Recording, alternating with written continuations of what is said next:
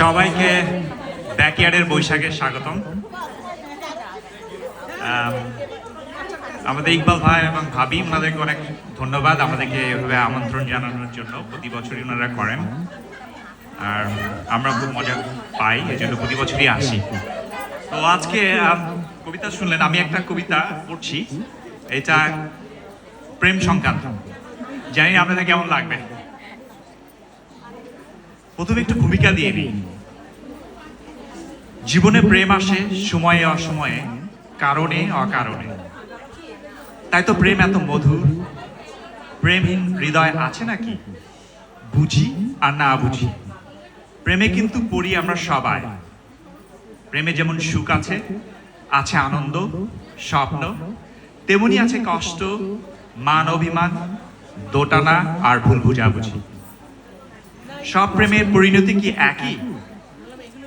কিছু প্রেম অঙ্কুরেই বিনষ্ট, কিছু আছে ধুকে ধুকে চলে, কিছু মরে পরিণয়, কিছু বাড়ে চলতে চলতে, আর কিছু থাকে অব্যক্ত আজীবন।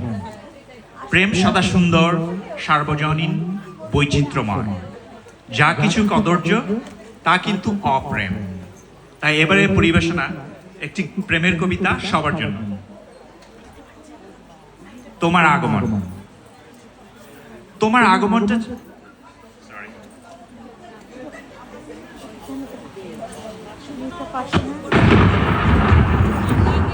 তোমার আগমনটা ছিল ঈশান কোণে পুঞ্জীভূত ঘন কালো মেঘ গুচ্ছের মতোই।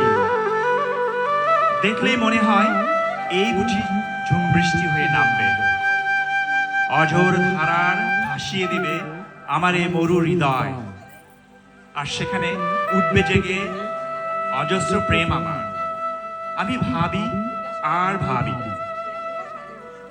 তবে মাঝে মাঝে তোমার কাছে আসা বিদ্যুৎ চমকানির মতোই আমাকে করে আশান্বিত। এই বুঝি এলো বৃষ্টি, যাতে ভিজবো আমি। মনটা আমার হারিয়ে যায় স্বপ্নে বিভোর। কত কথার মালা গাঁথি, কত মায়ার বাঁধন বানাই, কিন্তু তুমি আর অঝোর ধারার সে বৃষ্টি হয়ে এলে না। মনে পড়ে কোনো এক স্বর্ণালী সন্ধ্যায় তুমি আমায় করেছিলে সিক্ত এক আকস্মিক বর্ষণে। মাঝের সে এক পশলা বৃষ্টি এখন আমার সম্ভব।